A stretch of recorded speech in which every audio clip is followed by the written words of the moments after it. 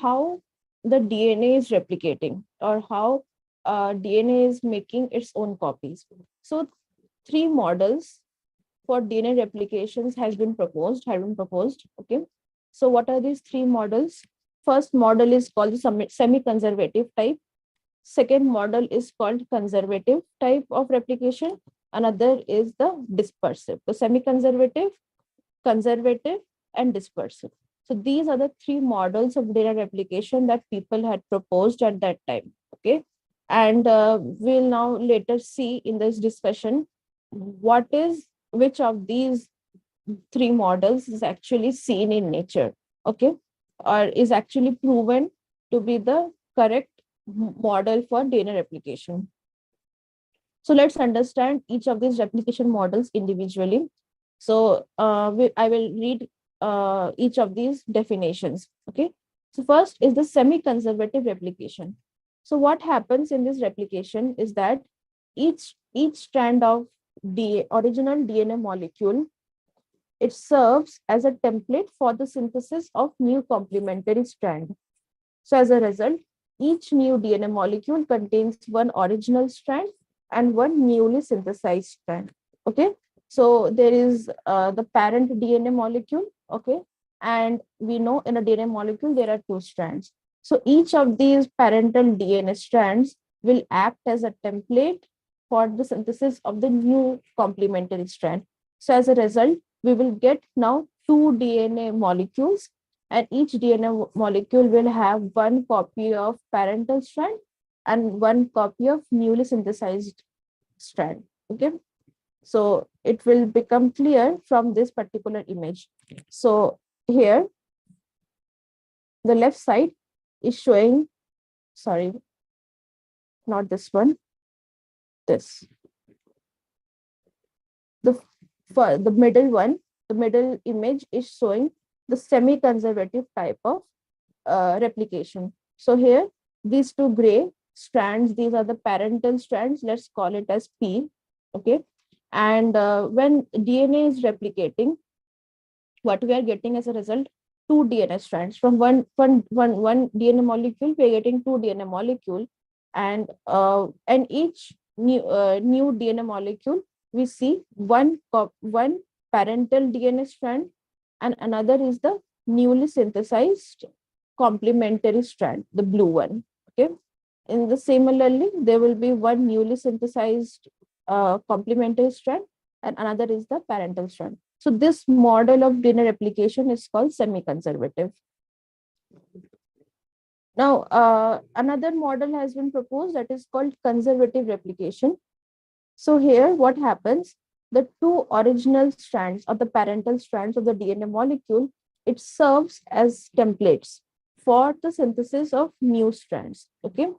Now, after the new strands has been synthesized, what happens? These two original strands, they come together to form the original DNA molecule. Okay.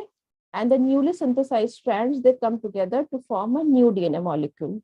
As a result, the original DNA molecule remains intact. So again, let's go back.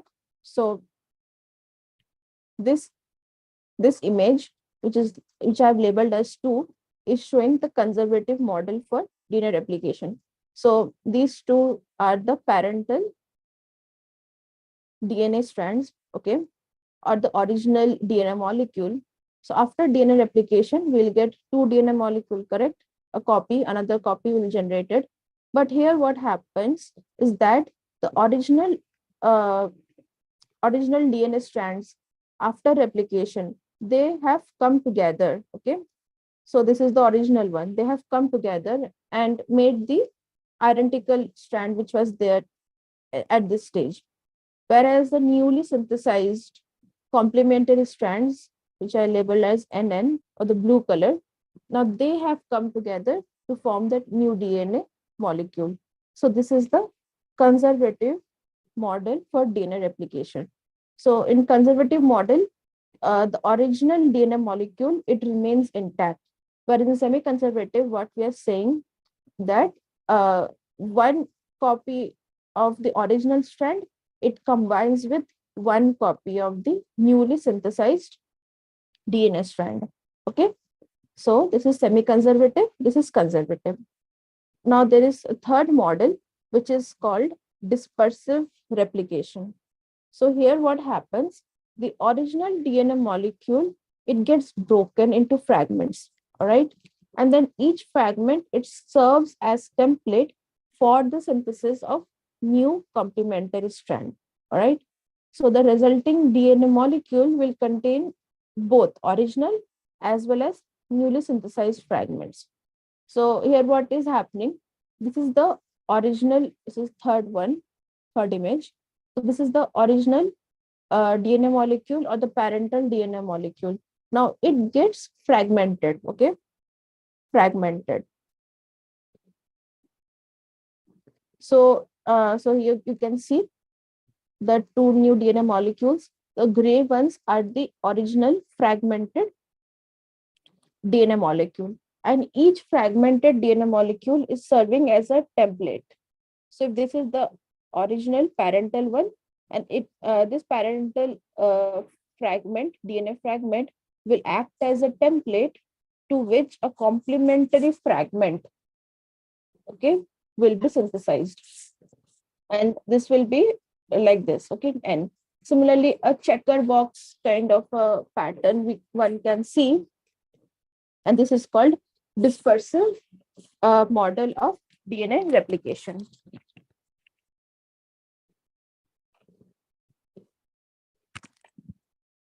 So we saw all the three models: semi-conservative, conservative, and dispersive replication models. All right. Now we have to know which model is actually the accepted one, okay? Universally accepted model for DNA replication, or how does DNA replicates in the cells. So we need a experimental proof, okay, which shows which of these models, the semi-conservative, conservative, and dispersive model, which of these models is actually seen in nature. So one experiment was done by two people, Matthew Melson and Franklin Stoll, okay, in 1958. And they experimentally proved that DNA actually replicates in semi-conservative manner, okay, which means the new DNA molecules will have one copy of the original strand and one copy of the newly synthesized complementary strand. So how did they prove experimentally? We will discuss their experiments. So they used Escherichia coli, which is the bacteria, or E. coli, and they studied the replication mode in this particular bacterium.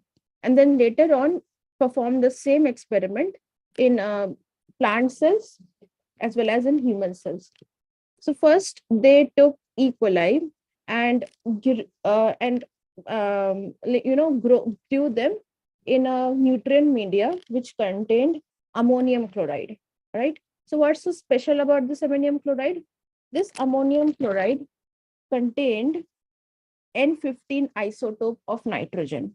Now this N15 isotope is not radioactive. In fact, it is a heavy isotope. Okay. Heavy in the sense it is more denser than the normally found nitrogen molecule. Okay, the normal one is N14. It is not radioactive. Please note, no radioactivity. So this N15 nitrogen molecule is not at all radioactive. So this E. coli, few colonies of E. coli were grown in a nutrient media which contained ammonium chloride, and this ammonium chloride, the nitrogen is of N15 type. Okay. So what will happen? Okay. If so, these E. coli, they will in their cells, the replication process will happen. Correct. New DNA strands will be synthesized. So while it is happening, N15 molecule, okay, and N15 will get incorporated. Okay, it will get incorporated in their DNA molecules.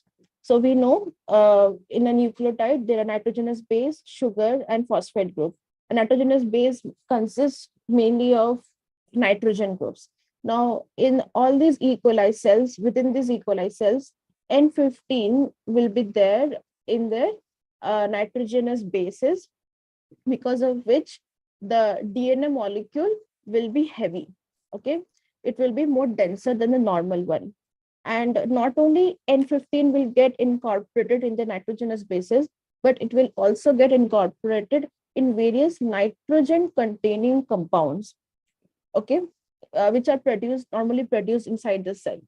So if you know, or if you recall, Hershey and Chase's experiment, they labeled the nitrogen, okay, radioactive labeling they did for the nitrogen to get labeled proteins.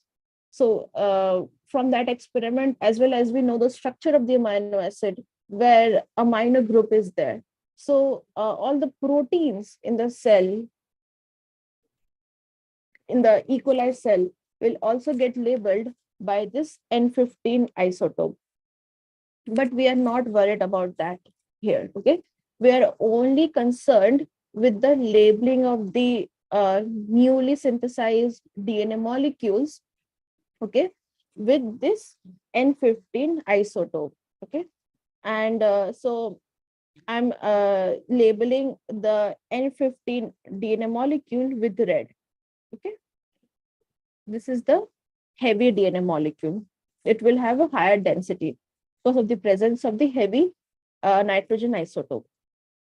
Now, what they did, they then took a few colonies of the E. coli, which they initially grew in N N15 ammonium chloride containing media. Okay, they took few colonies of E. coli which were grown in the media containing ammonium chloride with N15 isotope, and they were transferred into another nutrient media. Now, this another nutrient media contained ammonium chloride, but with N14 isotope. That is the normal one. Is normally found in the nature. So, in another medium where the E. coli were transferred, it contained ammonium chloride, but the nitrogen is the normal isotope, N14 isotope. So now, when in this new media, in this new nutrient media, the E. coli will replicate, right? It will use that media to divide and make more and more E. coli cells. So when that will happen, the N14 isotope will now get incorporated into the newly synthesized DNA molecules, because of which the newly synthesized DNA molecule will contain N14 isotope instead of N15. Okay, till now it was straightforward. Now what they did, they're now going to analyze the DNA molecules that were formed, okay, in the E. coli cells that were grown in N15 NH4Cl media, and the E. coli cells that were grown in the media containing ammonium chloride with N14 isotope. So they took extracted the DNA, okay, from these E. coli cells, and what they know initially, like what was given to them, or before starting their work, that E. coli takes only 20 minutes. Okay, takes only 20 minutes to divide. So every 20 minutes, a new generation of E. coli cells will be formed. So so what they did, they took few E. coli cells initially, okay, so at time 0, okay, and extracted their DNA molecules, then waited for 20 minutes to get generation 1 of the E. coli cells, took those E. coli cells, extracted DNA molecules. So in this way, they studied they analyzed the DNA molecules that are formed in every generation, okay, that is in every 20 minutes. And what they did, they took those DNA molecule and centrifuged it. Okay, they centrifuged it in a cesium chloride density gradient. So cesium chloride is a solution within which they added the DNA molecules extracted from the E. coli, okay, and then centrifuged it. If you know what is centrifugation, where we apply very high speed rotational force, okay, so because of which gravity pulls down the heavy molecules at the bottom of the tube, whereas the light molecules they float, okay, at the top. So in this way they separated the DNA molecules basis of their density, on the base of the density. What is the density of the DNA molecule? Using cesium chloride solution. So after centrifugation, what happened? Each DNA sample or a sample taken from the E. coli cells from every generation, they separated independently, okay, on the cesium chloride gradient, depending on their densities. So whatever was the density of the DNA molecules that they had, okay, they separated and formed bands, individual bands within the solution, okay, and these bands were observed only after they centrifuged. Before, it was not observed. So this is a representation of that, this image, okay. So if this is a tube, say, and this white color is the cesium chloride solution, so the light DNA, which will contain only the normal N14 isotope, it will form a band at the top, okay, because it is light. Then it is not very dense, okay, it has low density. Whereas the DNA molecule containing only N15 type of isotope, which is the heavy isotope, it will form a band at the lowest most section, okay, the bottom section of the tube. Whereas if the DNA molecule contains both N15 as well as N14 isotopes, a mixture of both, then the density will be in between between these two extremes. Okay, it will be between these two extremes. So let's call it as hybrid. Okay, so so from this we can expect three types of DNA molecules: light DNA, hybrid DNA, and heavy DNA, and they will get separated based on their densities within the cesium chloride solution after centrifugation. So this is called cesium chloride density gradient. Okay, so here you are able to see that how they are using heavy isotopes, okay, not the radioactive isotopes, in order to distinguish between the DNA molecules only based on the densities. So since we are studying what is the mode of DNA replication, okay, it really helped them. Okay, how? Let's look at their observation. So this image shows what was the result or what they observed at the end, okay, after the centrifugation. So if this is the heavy isotope, okay, so initially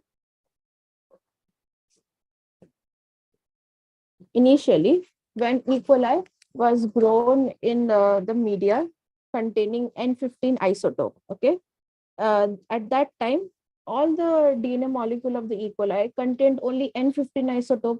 So the DNA molecule, it was heavy. So because after centrifugation, the band was at the bottom, okay, at the bottom, okay, because it was heavy. It is more dense. Whereas after 20 minutes, first generation of E. coli will be obtained. And here, at this point, they used N14 isotope, correct? They enriched the medium with ammonium chloride containing N14 isotope.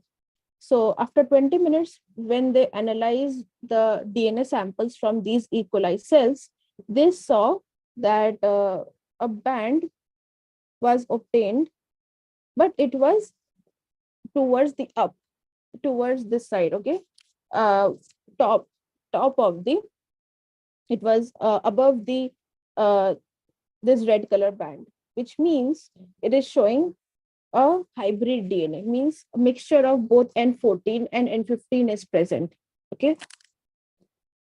Means if we draw it like this, here is the heavy one, which they saw initially, whereas the hybrid one will be above the heavy one.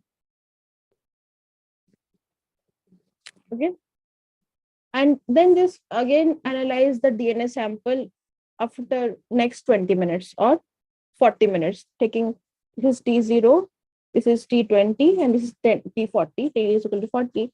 So if, and they took DNA samples from the second generation of the E. coli cells and observed bands of light DNA molecules. The light DNA molecules will be here containing only N14 isotopes, okay? As well as they found a band of N14 and N15 as hybrid, okay? So, and the thickness of the band was equal, okay? So this was their result. Now, this result was only possible if the DNA is replicating in a semi-conservative manner. Means the newly formed DNA molecule will contain one copy of both the parental DNA molecule and one copy of the newly synthesized DNA molecule. So initially, the original DNA molecules contained only N15 isotope. Okay. Now, after 20 minutes, the newly synthesized DNA molecule contained or will contain N14 isotope. Since the DNA is replicating in semi-conservative manner, the newly formed DNA molecule will contain both original one as well as the new one. Original one will have N15 isotope and the new one will have N14 isotope, which is why they observed a hybrid band, okay? A band which was in between the two extremes, okay? Which is why this hybrid is possible.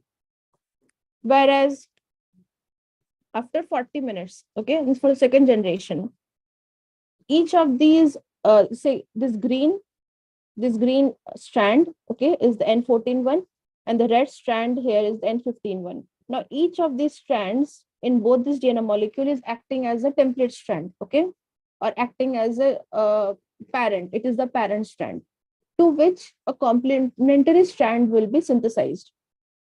Okay, that is why, if you imagine it, this green one here, this green one is acting as a template. And since in the media there is still N14 isotope, so the newly synthesized strand will have the N14 isotope in it. So we'll get a DNA double helix containing only N14. Whereas when the red strand here is acting as a template to which a newly synthesized strand will be present, okay, and it will contain only N14. So we get a hybrid strand. Same will be for the other strand as well, because of which we get equal number of N14 containing DNA strands and equal number of N15 containing hybrid N15 and N14 containing DNA strand. So can you now imagine what would happen if they studied the DNA samples after 80 minutes? Okay. Will they get equal a proportion of light and the hybrid strands? So answer is no. They won't. They will get an unequal proportion. Why? So we have to draw it. Okay. So this is after 80 minutes. That is third generation of the E. coli. So this is second generation from which this is second generation from which we are getting the third generation E. coli. Now, this first strand, or the first DNA molecule, each of the strands will act as a template, okay, and to which a complementary strand will be synthesized. So because of which we'll get two copies of light DNA. So this is one copy, this is two copy. Two copies of light DNA will be formed. Now the second strand, second DNA molecule. One strand is containing N15 isotope, another strand is containing N14 isotope. So when the DNA is replicating semi-conservatively, the light strand, okay, or the N14 containing strand, uh, to which a light strand will be synthesized. So we'll get a one molecule of light DNA, okay, and another molecule will be a hybrid type, okay. Why? Because the red DNA strand, which is containing N15 isotope, okay. So to that, DNA strand will be synthesized, which will contain only N14. So because of which we'll get one hybrid DNA strand, another will be light. Same argument will be for this DNA molecule as well. Okay, so that will give rise to one hybrid DNA molecule and one light DNA molecule, and you can then similarly expect that this fourth DNA molecule will give rise to two light DNA molecules. Correct? So when you see the proportion of the light DNA molecule containing only N14 isotope is higher than the hybrid DNA molecule, which contains both N14 and N15 isotope. So one can expect something like this of a density gradient, cesium chloride density gradient, when you do the centrifugation, after doing centrifugation. So this experiment conclusively proves that DNA replicates in a semi-conservative manner. Okay. What would now? My next question is, why did they use cesium chloride solution? So cesium chloride solution actually allows the formation of a density of increasing density, means it allows the formation of a gradient of increasing density. The molecule or the DNA molecule having the lowest density will be at the top, whereas the molecule having the highest density will be at the bottom. So in this way, you can get a dense a gradient, okay, from low to high density, okay, within the cesium chloride solution. So that will then allow separation of molecules containing or having different densities. Okay. So the molecule having high density will be at the bottom. The molecule will be which has low density will be at the top. Okay. So in this way, the solution is such that that allows this kind of a gradient formation. That is why they chose cesium chloride to analyze the DNA molecules containing two different isotopes of nitrogen. Okay. Next, if so, as I told you that Messelson and Stahl's experiment conclusively proved that DNA replicates in semi-conservative manner. Okay, means hybrid DNA molecules were formed, or the DNA molecules having density in the intermediate range of the two extremes was observed in their density gradient. Now, what result would you expect if DNA replication was happening in a conservative manner or in dispersive manner? Recall what is conservative. In conservative manner, the original DNA molecule will remain intact. Okay. Whereas in dispersive manner, we will get only DNA molecules containing both fragments of original as well as newly synthesized. So the conservative DNA replication would gives a result, a hypothetical result of something like this. Okay.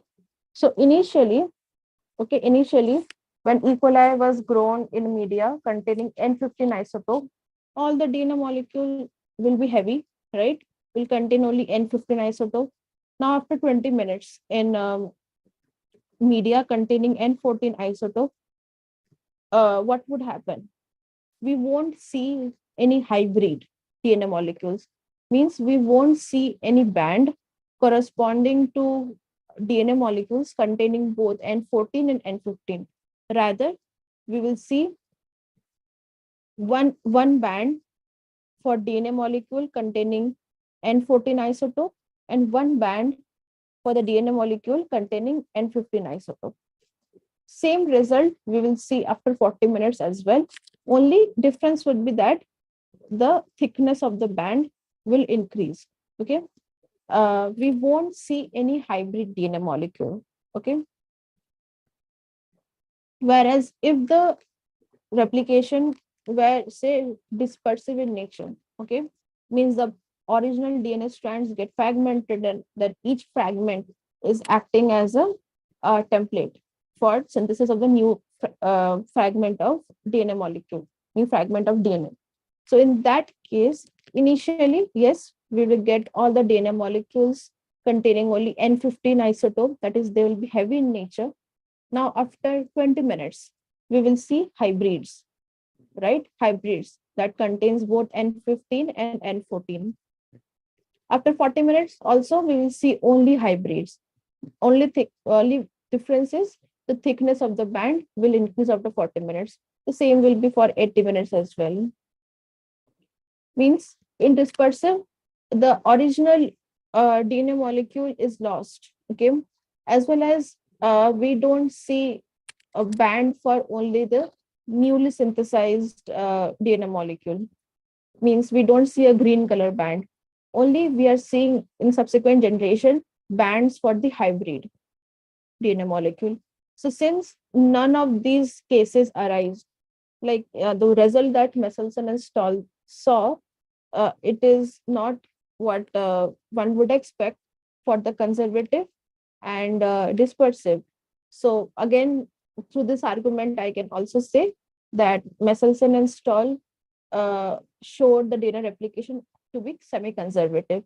Whatever result uh, Messelson and saw here is only possible if the DNA was replicating in semi-conservative manner, where both hybrid as well as newly synthesized DNA molecule will see.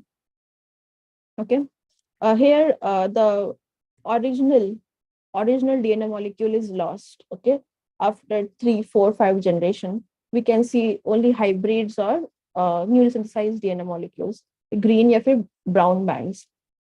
So that is another way of arguing why DNA replication is semi-conservative.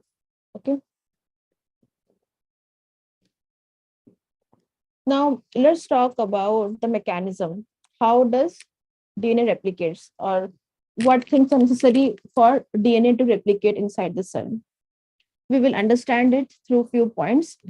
First point is that DNA replicates in S phase of cell cycle. All right. Uh, S phase, if you remember the cell cycle that you studied in class 11th, there was G1 phase, S phase, G2 phase, and M phase. So in this S phase, if you remember, what happens, and from the original copy of the DNA, a new copy of the DNA is formed, right? So if there is n number of chromosomes, it becomes 2n. The number doubles, or the content of the DNA, it becomes doubled. So how it is doubling? It is doubling because DNA replication was happening, or happens in the S phase. So DNA replication always happens during S phase, and it happens prior to prior to cell division. Okay, so it is a preparation phase when cell is making its arrangements for itself to get divided into two daughter cells. So then the DNA replication happens. For DNA to replicate, it requires these following things. First, it needs the DNA, obviously. That is, it needs um, template to which complementary strand can be synthesized. So the original DNA molecule, each of the DNA strands, there are two DNA strands in a DNA molecule. So each of these DNA strand will act as a template to which complementary DNA strands will be synthesized. Then it also needs monomers or deoxynucleoside triphosphates. Okay, so DNA is a polymer, and to this formation of this polymer, you need the monomers. So these are the monomers which will get joined together by phosphodiester bonds, and you get a chain, polynucleotide chain. Then what you need an enzyme. Okay, that will catalyze this polymerization reaction, make this reaction go fast, means it will happen at a faster rate. And this enzyme is called DNA dependent DNA polymerase. All right. So you need these three things for and before DNA replication begins. So for replication to begin, first what should happen? The double-stranded DNA helix, it should first unwind. Okay, so it is in helical form, so it should unwind in the opposite direction, so that each of the two DNA strands get exposed. Okay, their nitrogenous base sequence, they get exposed. And this unwinding is quite energy expensive process. Okay, it requires a lot of energy, ATP molecules it needs. So that is, and that is why unwinding doesn't happen for the entire DNA molecule at once. So in humans, you know, the DNA is 2 meter long. So if every time, suppose during replication, uh, energy that is energy is used up in just unwinding, okay, the entire 2 meter long DNA molecule, then energy is also needed for the survival of the cell, for other functions of the cell, or it is also needed for the subsequent steps of the replication. Then ATPs won't be available, right, for the next steps. So what actually happens? Only a small portion of the DNA molecule gets unwind at a time. Okay, and it forms what is called a replication fork, which is a Y-shaped, something like this. A Y-shaped structure gets formed, but only in a small portion of the DNA molecule. Okay, so certain enzymes are responsible for this unwinding. These enzymes are called helicase enzymes. Okay, and these enzymes require energy. Okay, energy in the form of ATP to do the unwinding process. Okay, uh, means rotate the helix, DNA helix, in the opposite direction, so that the nitrogenous base sequence, okay, inside the DNA molecule get exposed. Okay, now replication fork cannot form randomly. It cannot form randomly at any place. Okay, it cannot form randomly. It has to form at some definite regions within the DNA molecule, and these regions are called origin of replication. So these regions, the origin of replication, these are present at some interval. Okay, and it is present throughout the length of the DNA molecule. And only at this origin of replication, the replication fork will be formed, means the helicase enzyme will come, bind to the origin of replication, and then cause unwinding, thereafter forming the fork kind of structure, that is Y-shaped structure. Okay, now after so this is, say, a DNA molecule. Okay, let's say this is the or origin of replication. So the enzymes that catalyzes the unwinding, that is the helicase enzymes, they come here and unwind or the rotate the helix in the opposite direction, thereby exposing these nitrogenous bases. Okay, so here, now in the next step, when the polymerase enzyme will come, it can now easily read these nitrogenous bases, which are marked with red. Okay, and after reading, it can then appropriately add the monomers, okay, the nucleotides, in a complementary manner, right? If there is A, the new strand T will come. If there is G, in the new strand C will come. So in this way, the new strand will be formed, which will be complementary to the original strand. Okay, so this Y-shaped structure is called replication fork, and as this formation of replication fork and the catalyzed formation of the new DNA strand, it happens simultaneously, okay, so that it doesn't take more time. It happens very fast, the DNA replication process. Hardly in E. coli, it hardly takes means 18 minutes, okay. So in 18 minutes, the entire DNA molecule has to be replicated. A new copy of DNA molecule has to be formed. So to do that, it happens simultaneously. And the direction of formation of this replication fork, it continues in 5' to 3' direction. Okay. In if this is 5', this is 3'. Okay. It happens, okay, because of which and also the DNA polymerase, it moves in this direction only, the 5' to 3'. And as the DNA polymerase is moving, the replication fork is also forming, and the new DNA strand is getting formed in this 5' to 3' direction. Now, DNA is a polymer, as I already told you. It is a polymer of deoxynucleotides, right? And the enzyme DNA polymerase, it is a DNA dependent polymerase enzymes. Enzyme means it requires DNA as a template for the synthesis of the new DNA strand. It cannot use an RNA molecule. Okay, it only needs a DNA molecule as a template for the synthesis of the new DNA strand. And this polymerase enzyme catalyzes the polymerization reaction. Okay, the polymerization or the addition of new deoxynucleotide strands and and forms the phosphodiester bond. So that is what this enzyme do. Now, this speciality of this enzyme is that it is a highly efficient enzyme, means it works very, very fast. So let's look at how fast it works. So in E. coli, the length of the entire DNA of an E. coli is around 4.6 million base pairs. Okay.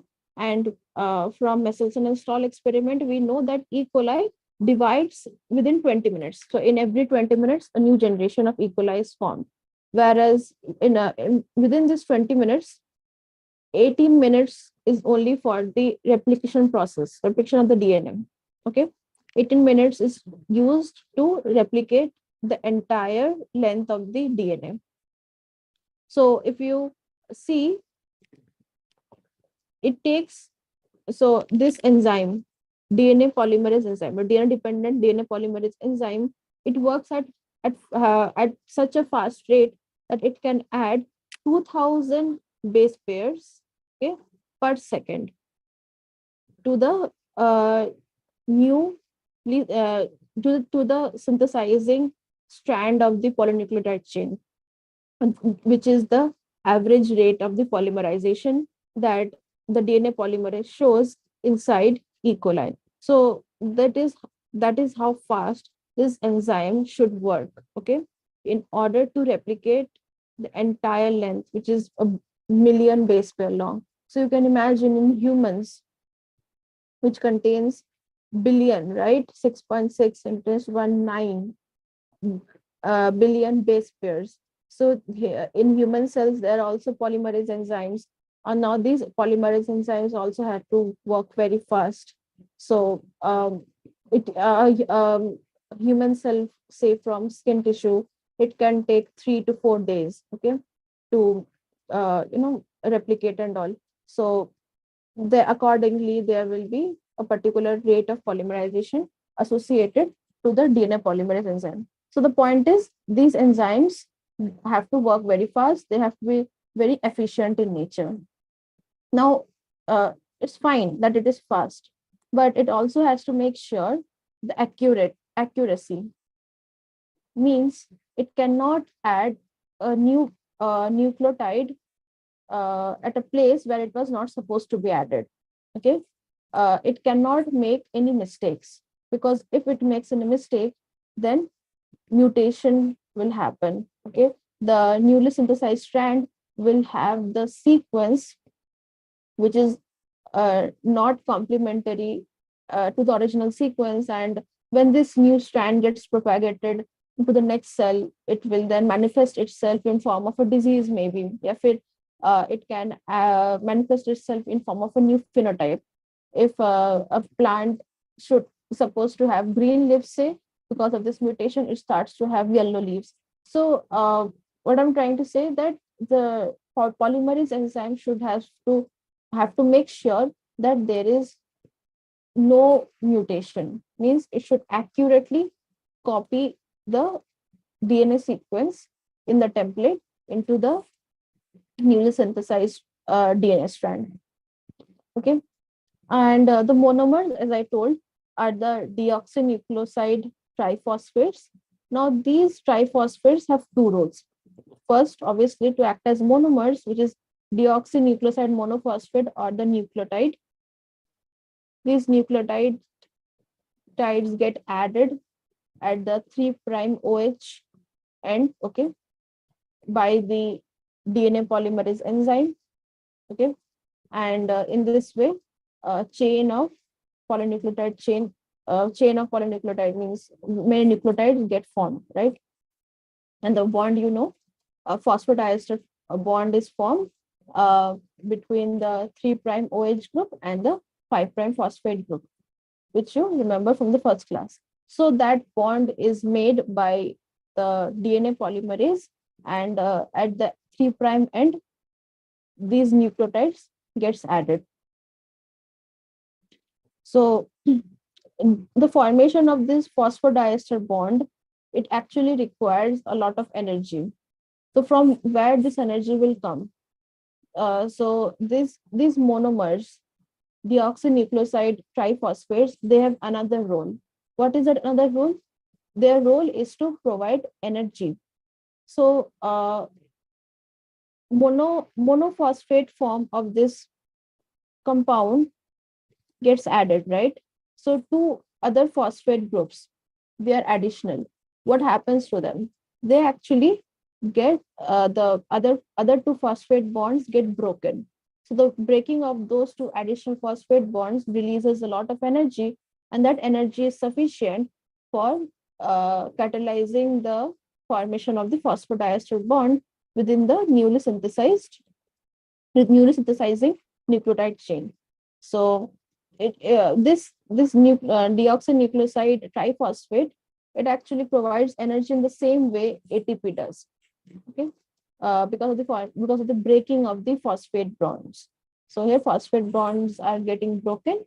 That releases energy, and that helps this polymerase enzyme, DNA polymerase enzyme, to add new nucleotides to the growing polynucleotide chain. So if suppose this region is ori, okay, and this is the original the parental DNA molecule, okay, and as I told you that replication always happens from the 5' end to 3' end direction, means the DNA polymerase can synthesize the new strand only from the 5' end to 3' end direction. So if this is the ori, here the replication fork, the Y-shaped structure will get formed, okay, and because of which the bases on the inner side of the two parental strands get exposed, which can now be read by the DNA polymerase enzyme. Okay, and by after reading the sequence, it will appropriately and accurately add the new nucleotides and form phosphodiester bonds. Correct. Now, what happens here? This strand, which is running from 3' end to 5' end, when this strand is the template, the synthesis can begin. Synthesis of the new strand can begin from this end only, right? So the DNA polymerase now can add the nucleotides from 5' end to 3' end direction. So when this is happening, this strand is called the leading strand, and this way of synthesizing the DNA molecule is called continuous. Okay. the DNA strand is getting synthesized in a continuous manner at the template strand, which is of 3' to 5' end. But the problem happens, or the situation becomes more difficult for the template, which is running from 5' end to 3' end. So here, the synthesis cannot begin at this point, okay? Because we have to maintain that anti-parallel manner, okay, of the DNA molecule. The DNA strands are anti-parallel in nature, so we have to maintain that rule. That rule has to be followed. So, which is why the synthesis of the new DNA strands cannot happen at this 5' end. It has to happen at this 3' end. But replication fork is here. So at this particular uh, template strand, which is running from 5' end to 3' end, the synthesis of the new strand happens in a discontinuous manner. Okay, why discontinuous? Because the DNA strand gets synthesized fragment by fragment. Okay, so one fragment gets synthesized, then another fragment gets synthesized. Okay, one, two, three. So in this way, one fragment of DNA molecule is synthesized at a time. So DNA polymerase has to, do double job, means extra work for synthesizing each of these fragments on their own. Okay, and it cannot join these two fragments together. For that, another enzyme is needed that is called DNA ligase enzyme. So DNA ligase enzymes then comes later after the fragments are formed, and it forms phosphodiester bonds between these fragments, and thus a continuous strand gets made. So these fragments are named as Okazaki fragments. After the scientist who discovered this type of replication. So his name was Okazaki. He was Japanese. So he named these fragments as Okazaki fragments. And this strand, which is gets synthesized with respect to the template strand that is running from 5' to 3', this strand is called a lagging strand. Okay, so this is how the DNA replicates. Okay, where each of the original strands, they are acting as template to which a newly synthesized strand gets made. Okay, one strand is made continuously, another strand gets made discontinuously. So this is semi-conservative in nature. Okay, because two DNA molecules are formed. Each of the DNA molecule has the parental or the original strand and the newly synthesized strand. The semi-conservative, and synthesis on the template strand is running from 3' to 5'. Here, the synthesis is happening in a continuous manner, and this strand is called leading strand, whereas the synthesis of the DNA on the template running from 5' to 3', here the synthesis is happening in discontinuous manner, and this strand is called lagging strand. And in lagging strand, Okazaki fragments get made and they get joined, or phosphodiester bonds are made by another enzyme, that is DNA ligase. So extra work is needed for the formation of the lagging strand, whereas synthesis of the leading strand, it happens smoothly. So this is how DNA replication happens in cell, and what all things are needed. We need the polymerase enzyme, DNA polymerase enzyme, the monomer, the nucleotides that get added, right? Deoxynucleoside triphosphate. And what else we need?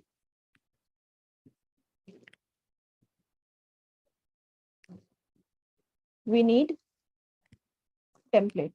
Obviously, we need template. Okay. Without template, a new DNA strand cannot be made. So we need these three things. Now, DNA replication is actually a highly coordinated or highly regulated process. Okay, because if suppose DNA has replicated, means another copy of DNA is now present in the cell.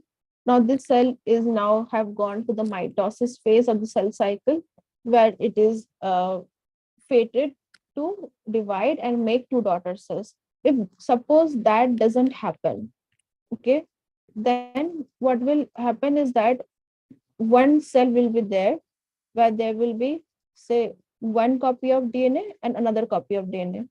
So a cell containing more than one copy of the whole genome gets formed.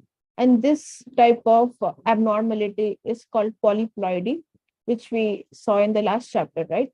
So this kind of thing usually happen in various kind of plant cells. So here, if the plant cell, say, has 2n chromosomal number, because of polyploidy, where the cell um, failed to divide after the DNA replication, it gains another copy of the genome. So now the total chromosome of the cell is now 3n. So similarly, it can be 4n, etc.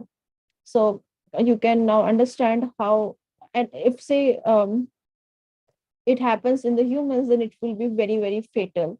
That fetus or that embryo would not even survive if something like that happens. It is highly fatal. So to make the things happen normal manner, there are various machinery involved which regulates the entire DNA replication process. Okay, that makes sure that there is no mistakes, make sure that the rate of the replication, it should happen consistently, that rate should not change. And yes, something like this polyploidy shouldn't happen. So we if you guys, any of you guys, decide to study or opt for a field like biotechnology, there you will read courses where your professors will teach in more detail the DNA replication process. But for now, this is enough for your exams and your board exams and your NEET. That is all for the DNA replication process. In the next class, we'll talk about the transcription process. That is how the information from the DNA gets copied into RNA. Okay, thank you.